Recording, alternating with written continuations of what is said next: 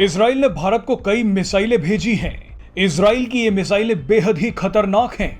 दुनिया के करीब 38 देश इजराइल की इन मिसाइलों का इस्तेमाल कर रहे हैं, लेकिन भारत को इन्हीं मिसाइलों का सबसे खतरनाक वेरिएंट भेजा गया है।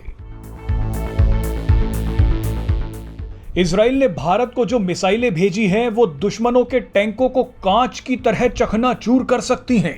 अब इन्हीं मिसाइलों का पहला कंसाइनमेंट भारत पहुंच चुका है। इजराइल ने भारत को स्पाइक एंटी टैंक गाइडेड मिसाइलें भेजी हैं। भारत को स्पाइक NLOS वेरिएंट भेजा गया है। NLOS यानी non line of site missile. आम बोलचाल की भाषा में कहें तो फायर होने के बाद non line of site missile कई बार रास्ता बदल सकती है। मिसाइल और टारगेट के बीच चाहे कितनी भी बाधाएं आ जाएं, लेकिन ये मिसाइल सीधे टारगेट पर ही हमला करती है।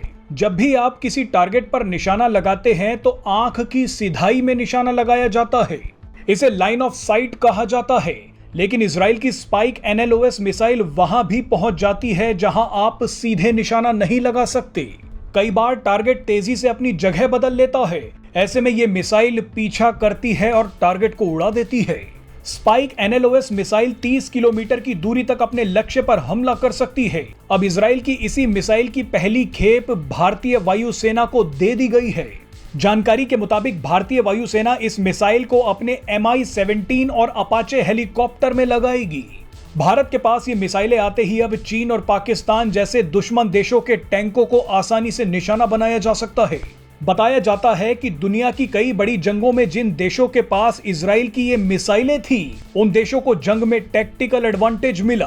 बहरहाल बताया जा रहा है कि भारत ने फिलहाल स्पाइक NLOS मिसाइलों की सीमित संख्या ही ऑर्डर की है।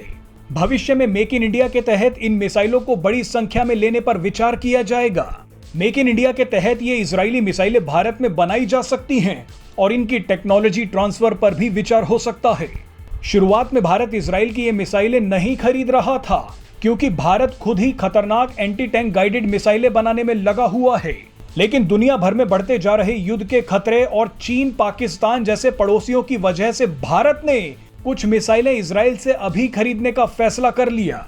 इजराइल से ये मिसाइलें बैकअप के तौर पर ली गई हैं, लेकिन भारत अपनी एंटी टैंक गाइडेड मिसाइलों पर काम जारी रखेगा। भारत के लिए एंटी टैंक गाइडेड मिसाइलें बेहद जरूरी हैं। चीन ने भारत की सीमा पर सैकड़ों टैंक तैनात कर रखे हैं। अगर कभी भी जंग की नौबत आई तो सबसे पहले टैंक ही हमला करते हैं।